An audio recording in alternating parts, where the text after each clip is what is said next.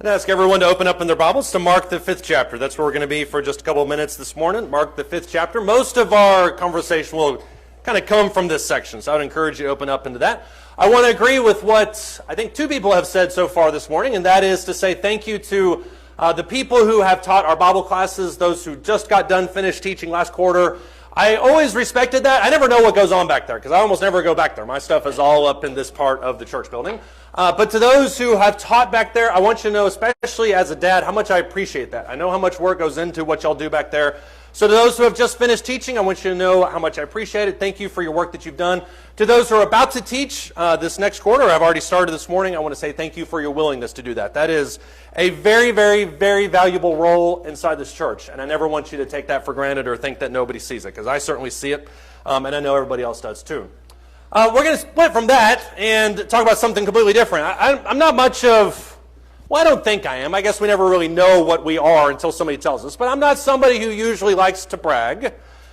But I have met a couple celebrities in my time. This is where you can applaud and say, man, I can't believe that you know celebrities. I know some celebrities. I know some really, really low-level celebrities, people that have never been, anybody else would consider celebrities. But the most by far celebrity, the biggest by far celebrity I've ever met was Dan Aykroyd. And for those of you who don't know, those of you who are under 20, Dan Aykroyd was a huge star in the 80s, Ghostbusters, a whole bunch of other movies, great actor, great comedian.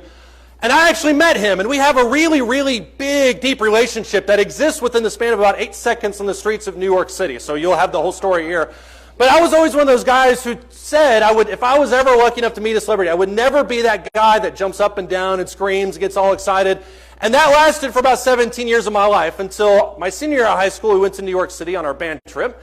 And we were all waiting to get on the bus outside of the street in New York City. We're sitting on the sidewalk there. And out of the corner of my eye, I saw, and nobody believes me, I promise you it was him, I saw Dan Aykroyd walking towards us. And so I immediately threw everything that I had thought out the window, and I waved my hands and started yelling Dan at the top of my lungs and waving my arms and screaming. I got my little disposable camera. I was trying to click it. And I reached up and took the picture. And Dan, I'm not kidding you, locked eyes with me as if to say, I've never seen you before in my life. And then just kept right on walking. And that, I think, cements a really strong relationship. You know, I try to hit him up on Instagram. I send him fan mail. He doesn't remember that moment, but I remember it very, very vividly. I think all of us, if we're honest, if we saw those situations, we would probably react in a similar way. We think, well, if I'm ever around somebody who is a mover and a shaker, somebody who's famous, somebody who I've always wanted to see, I would never be that kind of psychotic animal that just kind of screams at the top of their lungs. But I think you see that, and this is talking obviously about the Gospels in very physical terms, but I think you see that sometimes with Jesus. Jesus was, by every estimation, by every caliber, he was somebody who attracted enormous fame. I mean, when he's walking from city to city, where he's going from village to village, you don't have tens or hundreds of people. You have thousands of people walking behind him. You have people that are hanging onto his every word. You have people ripping open roofs just to lower their paralyzed friend into the room so that Jesus can heal them. This is a mega celebrity in that time period. And the person you read about, Mark the 5th chapter, kind of unveils why a lot of this celebrity happened. You have Jesus and his teachings and Jesus and who he was, all these amazing things. But a lot of people follow Jesus because of his healing ability. And so in Mark the 5th chapter, you have in verse 25, it says there was a woman who had a hemorrhage for 12 years. And verse 26 kind of paints a little bit more on that. It says that she had endured much at the hands of many physicians, had spent all that she had and was not helped at all, but rather had grown worse. This was a woman that was in really dire straits. And when we talk about physicians in the first century, it's not like we talk about physicians in today's world, where you can go down to the urgent care, you go to the ER, you have a general practitioner to help. This is not somebody who has really studied that much about medicine. This is somebody who kind of has a few herbs and some balms and things like that, but they're largely extortioners at this point. And nevertheless, you have a woman who for 12 years had this bleeding, and nothing had gotten better. In verse 26, it says, even has gotten worse. And after hearing about Jesus, she came up in the crowd behind him and touched his cloak. For she thought, and just think about this mindset, if I just touch his garments, I will get well. That is a bold amount of faith. To say that it's not even about Jesus and his healing ability, but it's about his garments. And if you fast forward to Acts chapter 3, Acts chapter 4, you see somewhat of a similar healing ability, for instance, with the apostles. You have Peter and his walking through the city of Jerusalem, and people are just hoping that his shadow might fall on them. And so there's a lot of connection to these people that have the ability to heal people. Verse 28, if I just touch his garments, I will get well. And immediately, verse 29, she touches him, and the flow of her blood was dried up, and she felt in her body that she was healed of her affliction. In one of the most enigmatic verses, at least in my opinion, in the book of Mark, in verse 30, immediately Jesus, perceiving in himself that the power proceeding from him had gone forth, which I don't know what that feels like. I take that at face value. Turned around in the crowd and said, who touched my garments? You've got thousands of people here, but I want to know who that person was. And his disciples said to him, you see the crowd pressing in on you, and you say, who touched me? And he looked around to see the woman who had done this. But the woman, fearing and trembling, aware of what had happened to her, came and fell down before him and told him the whole truth. And he said to her, and I love this phrase, daughter, your faith has made you well. Go in peace, be healed of your affliction. I love that whole story. I love everything about that story, because what that story represents is really the path that a lot of us take in regards to our faith. We have these afflictions, we have sins, we have guilt, we have all these things that are present in our lives. And like the Jews and like people in today's world, we're looking for some kind of redemption. And when we find the one who can give us that redemption, which is Jesus, we cling to that person. We're desperate. We want to get closer and closer and closer to them. And we say, at least in a similar way, if I can just get close enough to touch the garments, then I'll be cleansed. And that kind of desperation in our faith is something that may not last for the entirety of our faith, because obviously we get used to it over time, but at least in the initial stages, that desperateness in regards to our faith. And I don't want you to overlook exactly what this woman went through. If you look at all the things that this woman went through, that was not supposed to happen. This is not working. So all these are just going to go up automatically. There it is. Number one, she risked disappointment. If you think about what this woman had gone through, having this bleeding for 12 years and going through all these different doctors and all these different things, this was a woman who risked disappointment. If you've ever had any kind of affliction for whatsoever, and you go to a doctor and the doctor looks at you and the doctor says, well, I don't really know what's causing it. That's the worst news that you could ever hear. You almost think to yourself, just give it a shot. Just go in there with your knife and go after. I don't care what you have to do. Just try. Because this affliction is so deep in me, and I can't live with it anymore. So you go to the second doctor, and you go to the second doctor, and the doctor says, well, I don't really know what's happening here, and maybe it's this, maybe it's that. I'll refer you to somebody else. So you go to the third doctor. And you do this, and you repeat this process over the course of 12 years. By the time you get to somebody who says, hey, there's Jesus of Nazareth over there, and he is able to heal all these afflictions, you're risking in your mind that mindset of, well, what if he can't? Because after all, I've gone to every other person in the universe that said that they could do something. I showed up at this person. I don't know if they're actually going to be able to heal it. And so she risks massive amounts of disappointment to put her faith in Jesus in front of everybody, to just grab his cloak and hope that something can happen. Number two, as you can see up there, she also risked embarrassment. This is not the only person who made a scene. I imagine this situation when you look at this woman, she touches his cloak and Jesus stops, and everybody obviously stops around her, and Jesus says, well, who touched me? And the crowd just kind of moves away from this person as she's sitting there. And the conversation between Jesus and her unfolds, and it says there in Mark the 5th chapter that she is trembling because she doesn't know what Jesus is going to say. She doesn't know how Jesus is going to react. That's not the only time you see reactions like this. Look at Mark the 7th chapter, though. Mark chapter 7, starting in verse 26. We'll look at a couple more of these. Mark chapter 7, starting in verse 26. This is another woman. It says the woman was a Gentile of the Syrophoenician race, which is a subset of people that the Jews absolutely hated. And he was saying to her, and she kept asking him to cast the demon out of her daughter. And he was saying to her, let the children be satisfied first, for it is not good to take the children's bread and throw it to the dogs. Don't mistake the fact that in this instance, the Gentile woman is the dog. And she answered and said to him, yes, Lord, but even the dogs under the table feed on the children's crumbs. And he said to her, because of this answer, go, the demon has gone out of your daughter. This is a woman who acknowledges her station in life and says, yes, I know that even the dogs eat from the crumbs. I'm a dog right now. I am not of the same race. I know your race hates me, but I'm begging you, give me anything that you can give me. Jump over to Mark the 10th chapter. Starting in verse 46. It says, they came to Jericho, and as he was leaving Jericho with the disciples and a large crowd, a blind beggar named Bartimaeus. I love the fact that they named him, which probably means that the early church knew who he was. A blind beggar named Bartimaeus, the son of Timaeus, was sitting by the road. And when he heard that it was Jesus the Nazarene, he began to cry out and say, Jesus, Son of David, have mercy on me. He's just screaming it from the rafters. Many, verse 48, were sternly telling him to be quiet, which only amplified it. He kept crying out all the more, David, or Son of David, have mercy on me. Jesus stopped and said, call him here. So they called the blind man, saying to him, take courage, stand up, he is calling for you. And throwing aside his cloak, he jumped up and he came to Jesus. And answering him, Jesus said, what do you want me to do for you? And the blind man said, very deliberately and very bluntly, Rabboni, I want to regain my sight. Verse 52, Jesus said to him, go, your faith has made you well. That's the third time in as many of these passages that we've read where you have the description of faith being directly linked to the healing aspect. And all three of those people made fools of themselves, rhetorically or accommodatively speaking. These are people who did not care how it looked. They didn't care what other people thought. They didn't care whether or not people made fun of them. The only thing they cared about was that their bleeding would stop. The only thing that she cared about was that her daughter's demon would leave her. The only thing he cared about was that he would get his sight. That's devotion. But this woman also risked quite a bit of punishment. You don't have to right now, but if you really want to do a deep dive on this subject, Leviticus chapter 15 has a whole bunch of Levitical customs and all these different things that talk about bleeding and the uncleanliness that comes from somebody who is bleeding and the different things that it touches and how you have to clean those things. And so what this woman risked in touching Jesus, knowing that she was by all intents and purposes very ceremonial and clean, what she risked was ostracizing Jesus.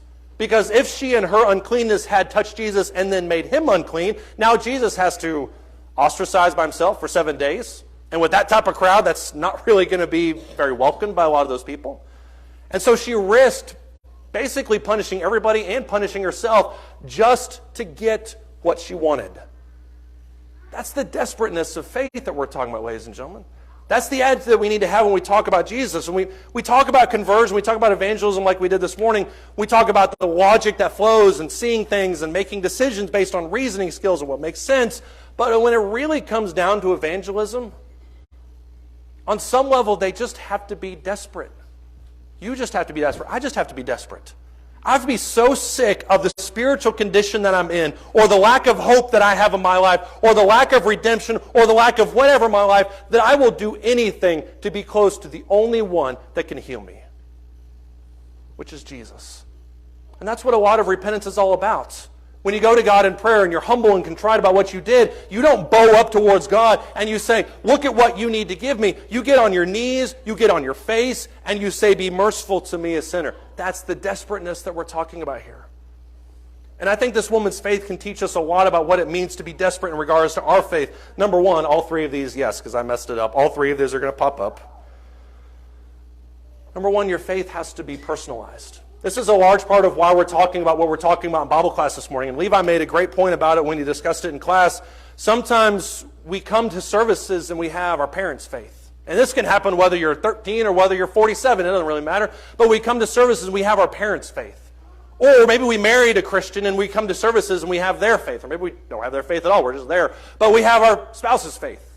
Or maybe for the sake of our children. I've been out of services for 20 or 10 years, but I have a 6-year-old now, and he's asking questions about God, so we're going to come because I want them to have a Christian upbringing. We have these different kind of tangential or association faiths where we say, well, I don't really have my faith, but I have their faith. And that's not good enough. When we talk about faith, it needs to be personalized. We talked about this morning, we didn't mention 1 Peter chapter 3 and verse 15, but when someone asks you for a reason for the hope that is within you, what is it that you respond with? Do you say, well, that's what my grandfather said, and that's what my dad said, and that's what I believe, and that's what my son's going to believe? Do we say that? Or do we say, here are the logical arguments, here's the scriptures, here's the truth, and I would love to study this with you more? Faith has to be personalized. Go to Matthew chapter 9, rather. One of the things that I'm constantly amazed by, and it finds its way into sermons every once in a while, finds its way into Bible classes. One of the things that I'm constantly impressed with is the change in, if I can say this, the change in religion that Jesus has. Because a lot of the people, not personally, but the change that he brought, rather, to the world. When you look at the way the Jews operated in their religion, it was very distant. It was very authoritative, it was very distant. They would say, well, the scriptures say this is what you believe, and anybody that challenges the Pharisees' narrative, you're just a heretic, and you deserve to be burned at the stake. That's the attitude they had. And Jesus didn't do that. There's a reason why the Sadducees stayed in Jerusalem, is because they didn't have anything to do with the people in Galilee, and Jesus went directly to those villages to talk to them about the Word of God. And so in Matthew the 9th chapter, for instance, starting in verse 20, this is the same story where he says, a woman who had been suffering from hemorrhage for 12 years came up behind, touched the fringe of his cloak. She was saying to herself, if only I touch his garment, I will get well. Jesus turned and said to her, we mentioned this a second ago, daughter, take courage. Your faith has made you well. And at once the woman was made well. That was the exact same story right a second ago. But it shows the relationship that Jesus has with these people. Look in verse 23. When Jesus came into the official's house and saw the flute players and the crowd in noisy disorder, he said, leave, for the girl is not dead, but is asleep. They began laughing at him. But when the crowd had been sent out, he entered and he took her by the hand. Another thing that could have potentially made Jesus unclean, because she was dead. He entered and took her by the hand, and the girl got up. And this news spread throughout all the land. Notice how he entered her house and did that. Verse 27, as Jesus went on from there, two blind men following him, crying out, have mercy on us, Son of David. And when he entered the house, the blind men came up to him, and Jesus said to them, do you believe that I am able to do this? And they said to him, yes, Lord. And then he touched their eyes, yet once again uttering the phrase, it shall be done to you according to your faith. Jesus didn't keep people at arm's distance. He didn't keep people away from them and say, well, this isn't that my version of religion where you're over there and you're unclean and you're apart from me and I'm over here up in my ivory tower. He didn't do that. He came directly to these people, looked them in the eye, and said, do you believe that I am able to do this? And I want to ask you that same question as you think about your own life in regards to hope and faith and redemption and conversion. Do you believe that Jesus can make you clean? Do you believe that God can forgive you? And you may be sitting here saying, well, I want to believe. I think I believe. I kind of believe. But based on my experience, I'm not really too sure of that. Because after all, I've seen many instances where I wasn't forgiven. I've seen many instances where I struggle with doubt, and I struggle with disbelief, and I struggle with anger, and I struggle with... So I don't really think God can create a change. I don't believe there is any change in my life. And yet when we look at what Jesus did, he went to these people and he told them, you are changed. You're healed. You're redeemed because of your faith. If you look at Isaiah chapter 53, this is something that the people themselves would have understood about the Messiah. It may not have attached it specifically to Jesus at the time. Obviously, they would eventually. But in Isaiah chapter 53, this servant song makes the whole sacrifice of Jesus incredibly personal. Isaiah chapter 53, starting in verse 3. Notice the personal nature of this. It says that he was despised and forsaken of men, a man of sorrows and acquainted with grief. And like one from whom men hide their face, he was despised and we did not esteem him. This doesn't sound like a guy who sat in an ivory tower. Surely our griefs he himself bore, and our sorrows he carried. Yet we ourselves esteemed him stricken, smitten of God, and afflicted. But he was pierced through for our transgressions. He was crushed for our iniquities. The chastening for our well-being fell on him. By his scourging we are healed. All of us like sheep have gone astray. Each of us has turned to his own way. But the Lord has caused the iniquity of us all to fall on him. There's a direct correlation in Isaiah chapter 53 between the work of the Messiah and the people that he's interacting with. And if you want to do a great thought exercise, we've done this several times in the sermon, but if you want to do a great thought exercise, look at verses 4 through 6 and exchange the universal pronoun with the personal pronoun. For he was pierced, verse 5, for my transgressions. He was crushed for my iniquities. The chastening for my well-being fell upon him, and by his scourging I am healed. You can do that with a lot of Psalms. And we tend to look at these passages and look at them in the abstract, and we say, well, these are things that apply to other people. These are things that apply to the world, the unredeemed. But just because you're a Christian doesn't mean that faith ceases to be personalized. It doesn't mean that Jesus still doesn't care for you. He cares for everybody. But he also cares for you. I don't know why I picked that up. It's all up there already. Faith also has to be executed. If you think about the mass amount of crowds that followed Jesus, most of them were there, as we just mentioned, because they wanted to be healed. That drove a lot of his appeal towards the people. But when you look at the crowd and you see this one woman that lunges at his cloak and says, if I can just touch the fringes of his cloak, then I'll be healed, I would wager anything that she was not the only person in the crowd that day that had an affliction. There were probably other people who had eyesight problems. There were probably other people who had a cancer growing in them that they didn't know about, or maybe they had some suspicion. There may have been other people who had circulation issues, or maybe been people who had eyesight problems. Maybe they couldn't hear very well. There were people in that crowd that had all sorts of maladies. And yet, as far as we know, in that moment, that woman was the only person that did something about it. And as I sit here right now and look at all of us, we all have our own infirmities, spiritual infirmities. Maybe we're struggling with this, maybe we're struggling with that. The question that I have for you is, are you going to do anything about that faith? Are you going to act on that faith? I just asked you if you believe that God can heal you. Do you believe that God can forgive you? Do you believe that God can give you hope? If you do, act on it. This is what James chapter 2 is all about. In James chapter 2, starting in verse 18, this is the entirety of this chapter. James chapter 2, starting in verse 18. We'll read all the way down through verse 26. James chapter 2 and verse 18. I love how James is very practical. We've talked about this before.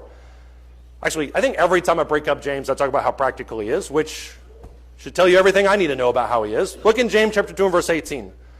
Someone may well say, you have faith and I have works. Show me your faith without the works and I'll show you my faith by my works. Great challenge. Love that challenge. Verse 19.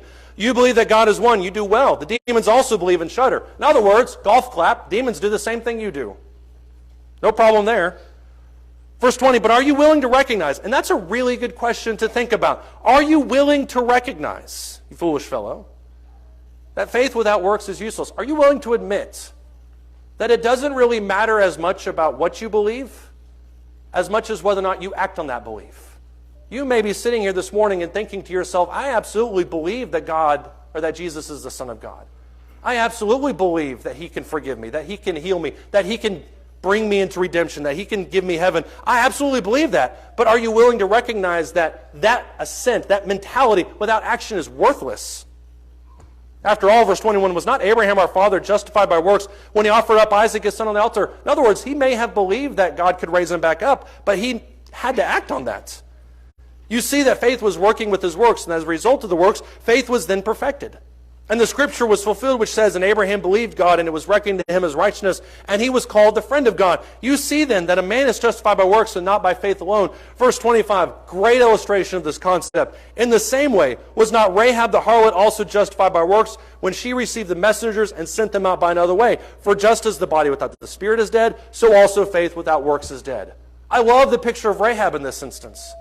Because Rahab openly says in Joshua the 2nd chapter, openly says that the entire city is terrified of you and your God. It's talking to the Israelites. And yet she's the only one in the room. Where is everybody else that has this belief that says, if we actually are scared of the Israelites, and we're certainly scared of God, then why isn't everybody trying to help the spies? Why is Rahab the only person that's actually acting on it? And that's why verse 26 says very emphatically that just as the spirit, or just as the body without the spirit is dead, so also faith without works is dead. There are lots of people that know they need Jesus and yet refuse to act on it for whatever reason. And unless you act on it, that faith is basically worthless.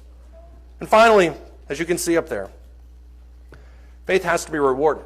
Hebrews chapter 11, verse 6 was mentioned in our Bible class. There's going to be a lot of this carryover, I think, between classes and sermons, because this is what's on my mind. But Hebrews chapter 11, verse 6 has this very emphatically where he says, those who believe in God, or those who have faith, must believe that He is, and must believe that He also is a rewarder of those who diligently seek Him. I would argue that there are a lot of Christians who have zero problem being Christians in modern-day America because the people around them claim to be Christians. There's not a whole lot that's controversial about that. You claim to be a Christian in Texas in 2023, and you're largely in good company. Everybody says that they are. But there are going to be inevitably frictions between what you believe and what other people believe, especially when you say, well, I know that you claim you're a Christian, but that's not what I see in Scripture. It's not what God says. There's going to be those frictions. And the thing that's going to keep you motivated through those discussions is the understanding that standing up for the truth will eventually be rewarded. That's what Galatians chapter 6 talks about. God sees your work. Hebrews chapter 4, God is not slack concerning His understanding of your words. I'm butchering that terrible, but you get the point. God sees these things. And there's a difference between believing that God exists and believing that He will reward you. We mentioned this in class as well. If you look at Mark the 2nd chapter, or Mark chapter 9.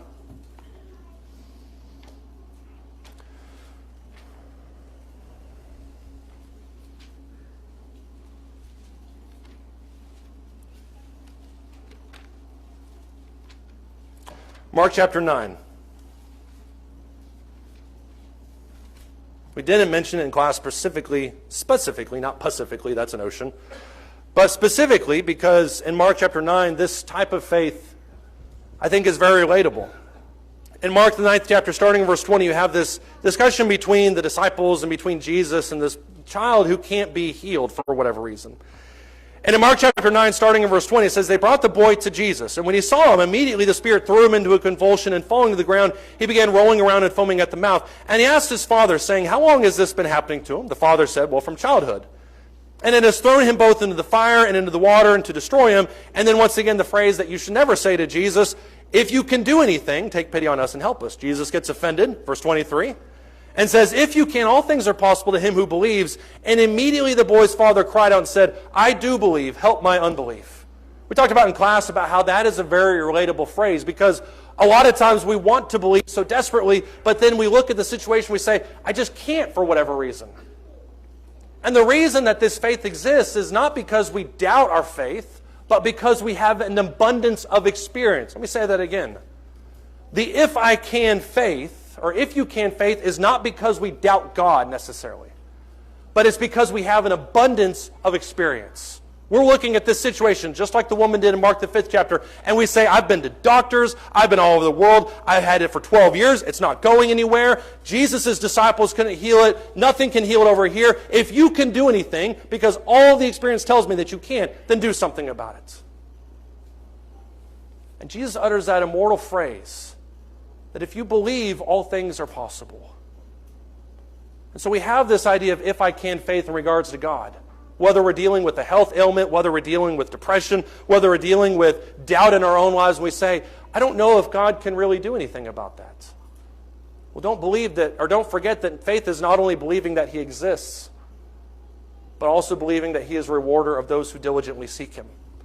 Hebrews chapter 11 talks about this mindset.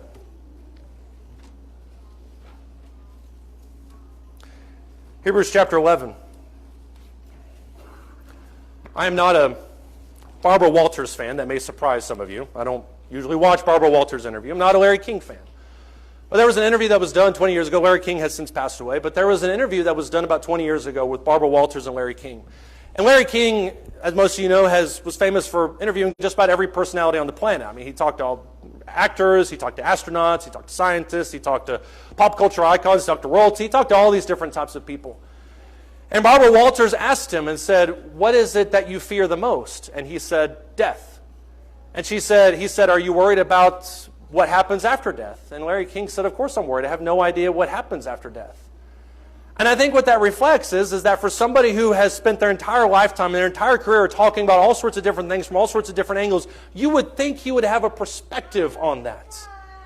And yet what Larry King understood is what all of us instinctually understand, which is that none of us know what happens after we die. We have that conjecture, this belief has this belief has this belief, but Christianity tells us exactly what happens. In Hebrews the 11th chapter, starting verse 13, it says, all of these people died in faith without receiving the promises, but having seen them and having welcomed them from a distance, having confessed that they were strangers and exiles on the earth. For those who say such things, make it clear that they are seeking a country of their own. And if they had been thinking of that country in which they went out, they would have had opportunity to return. But as it is, they desire a better country, that is a heavenly one. Therefore, God is not ashamed to be called their God, for He has prepared a city for them. This type of faith that's talked about in Hebrews chapter 11 is not a faith that is based on necessarily experience. It's not a faith that exists around the idea of this is how it's always been and this is how it's going to be. Now, Hebrews 12 asks us to do that. If faith was demonstrated in this way, you should also demonstrate the same way. That's what happens there. But Abraham wasn't operating under an understanding of Canaan when he left for that. Moses wasn't operating under an understanding of the Red Sea. All of those things were in the future for them. And leaving those locations, they believed that God would take them to where He promised them they would be. That's the whole point of verse 14.